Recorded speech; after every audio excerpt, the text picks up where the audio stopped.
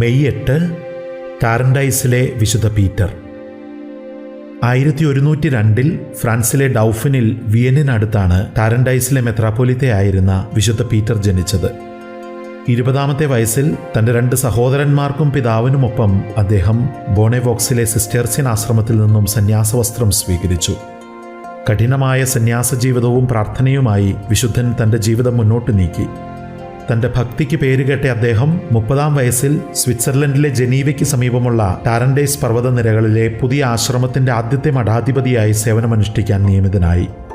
മലനിരകളിലൂടെ യാത്ര ചെയ്യുന്നവർക്കായി അവിടെ അദ്ദേഹം ഒരു അഭയകേന്ദ്രം നിർമ്മിച്ചു.